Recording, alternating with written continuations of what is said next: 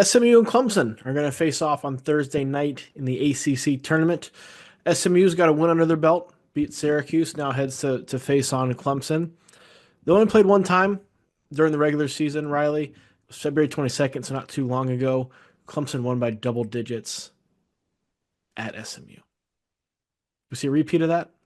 Yes, in short, yes. The most impressive part about that was got that double-digit win while being out-rebounded kind of significantly. I mean, in that contest, Yeah. SMU had 39 rebounds. Clemson had just 24. Like you don't see the Tigers get out rebounded like that very often. However, maybe you could argue that's because they shot 50% from the field, 48% from three in that game. So there weren't a lot of misses to go around.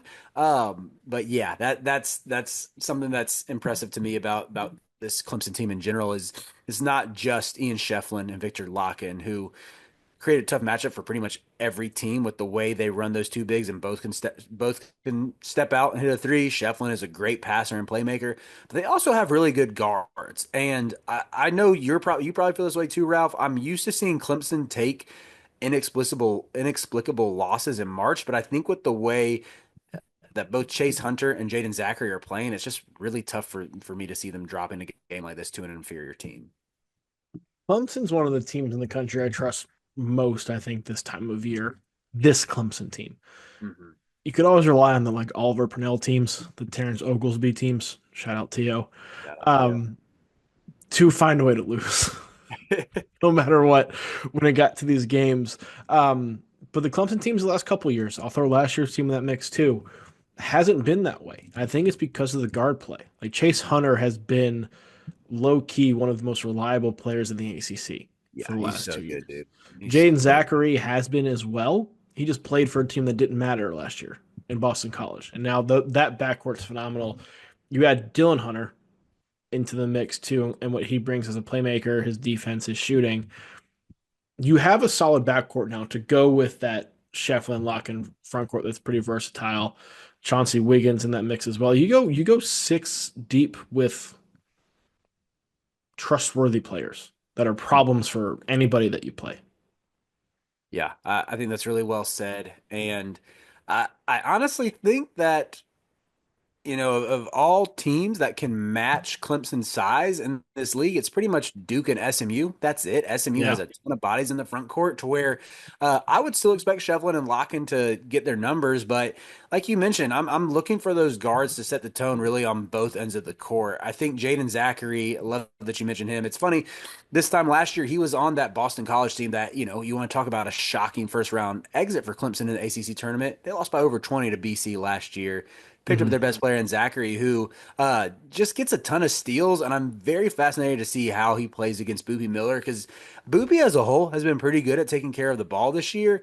But Clemson is just they force a lot of turnovers. They make teams uncomfortable. They get out and run from it. And I think it could be the type of situation where if Clemson's able to jump on SMU early and force some turnovers and get those runouts for the easy buckets, like I wouldn't be all that surprised to see Tigers go up by something like 18-5, and we're Yeah. turning that on. And if you show up late, if you switch over to this game late, it's like, oh, this one might already be over.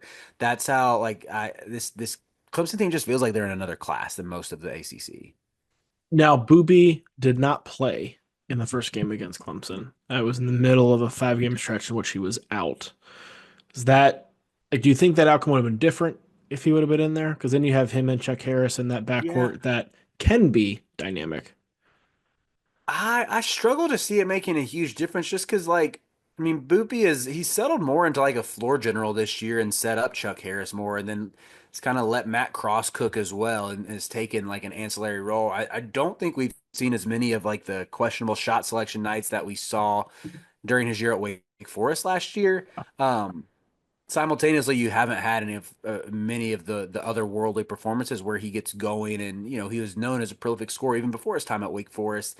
Haven't really seen that a ton from him recently, and I don't. I like Clemson's one of those teams where year in year out, you kind of know what you're going to get from them defensively. They're always going to be really tough on that end of the court. They're always going to have good positional size on the wing, and some solid like hard nosed bigs in the paint, and yeah, just like seeing that, I don't think this will be the game that like Boopy breaks out, so to speak. I'm with you.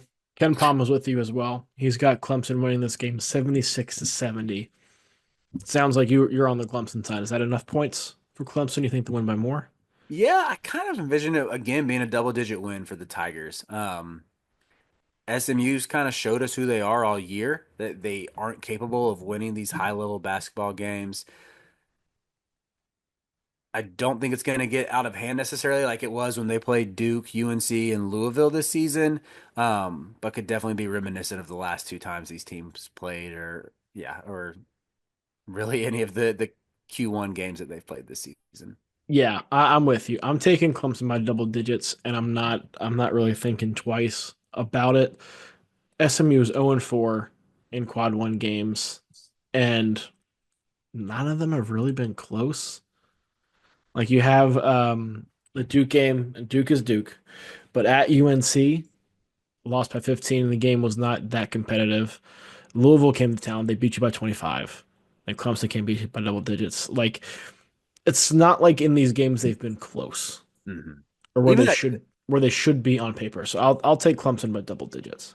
I was kind of losing my mind at that UNC game because they were up 25 and like let their foot off the gas as if they Yeah. didn't understand.